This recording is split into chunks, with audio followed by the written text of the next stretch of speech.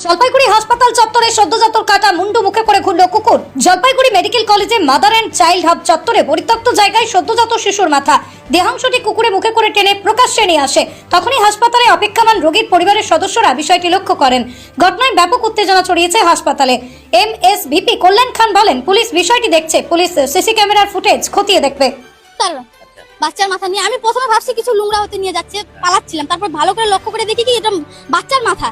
তারপরে আমি এই যে দাদাদেরকে সবাইকে বললাম কি দাদা দেখো তো কুত্তাটা বাচ্চার মাথা নিয়ে যাচ্ছে, কোথায় থেকে আসলো এটা, কুত্তাটাকে আটকাও এটা ভিডিও করে আমাদেরকে মানে মিডিয়াওয়ালাকে জানাইতে হবে।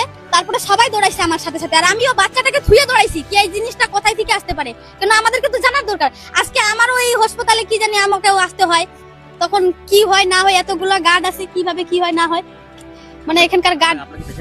হ্যাঁ পেশেন্ট আছে, আমার দিদি আছে। কুকুরটা কোথায় গেল? কুকুরটা ওইখানেই সামনেই আছে। হ্যাঁ, তারপরে দেখছি দাদাদেরকে বলছি কি ধরো। তারপরে এখানকার নার্স আর আরেকজন আসছে বাচ্চার মাথা তুলতে, তো মাসিমা তুলতে যাচ্ছিল। তো আমি বললাম কি দেখো আমরা তুলতে দিব না যতক্ষণ মিডিয়া বা পুলিশ না আসে, আমরা তুলতে দিব না। এটা কোথায় থেকে আসলো এটা তোমাদেরকে উত্তর দিতে হবে, আমাদেরকে বলতে হবে এটার অর্ধেক অংশ বডিটা কোথায় আছে, বাচ্চার বডিটা। এখন তোমরা আমাদেরকে এটার জবাবটা দাও।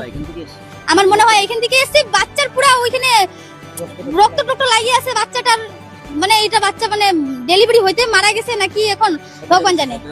হ্যাঁ, এখন কার শিশু এখন যার ও ঠিকই খোঁজ নিবেনি। আমার নাম রমা নাইক।